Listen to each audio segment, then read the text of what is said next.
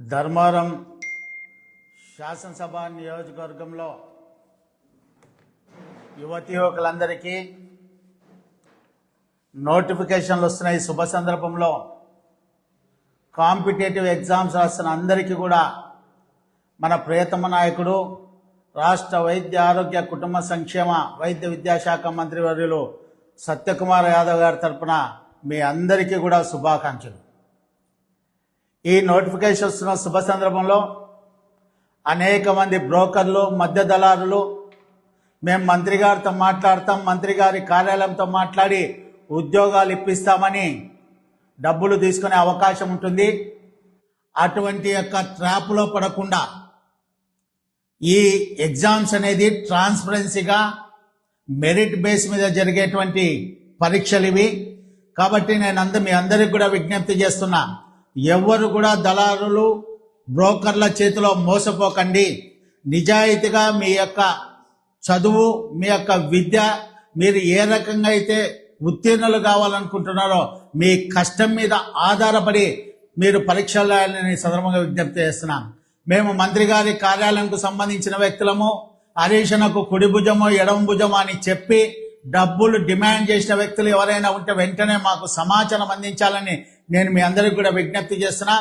నా వెంట తిరిగే వాళ్ళైనా, నా కారులో తిరిగే వ్యక్తులైనా కూడా మేము మా నాయకుడు, మా ప్రియతమ నాయకుడు సత్యకుమార్ గారి యొక్క ఆదేశాలకు అనుగుణంగా పనిచేస్తాం.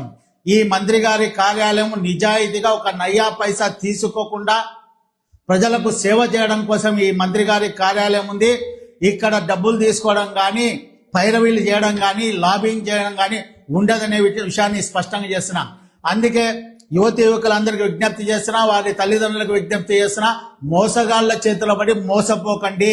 ఎవరికి మంత్రి గారి కార్యాలయంతో ఇటువంటి విషయాలు ఎటువంటి సంబంధాలు ఉండవు.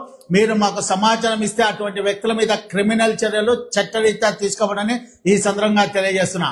అదేవిధంగా కొంతమంది ల్యాండ్ గ్రాంపింగ్ మంత్రి గారి కార్యాలయం పేరు చెప్పి మేము మంత్రి గారికి సంబంధించిన వ్యక్తులము, ఆఫీస్ సిబ్బంది అని చెప్పి ల్యాండ్లకు సంబంధించినటువంటి ఇష్యూలలో వెళ్తున్నట్టు నాకు సమాచారం అంది.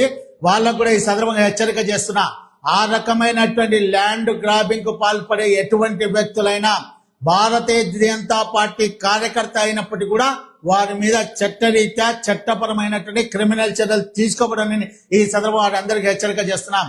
ఎందుకంటే మంత్రి గారి కార్యాలయం నిజాయితీకి మారుపేరైనటువంటి కార్యాలయం. మాకు మా నాయకుడు దిశ దశ ఏదైతే చేశాడో దానికి అనుగుణంగానే పనిచేస్తాం తప్ప పైసలకు ఆశపడేటువంటి కార్యాలయ సిబ్బంది ఇక్కడ ఎవరు లేని సందర్భంగా తెలియజేస్తూ మరోసారి విజ్ఞప్తి చేస్తున్న, దళారుల చేతిలో మోసపోకండి.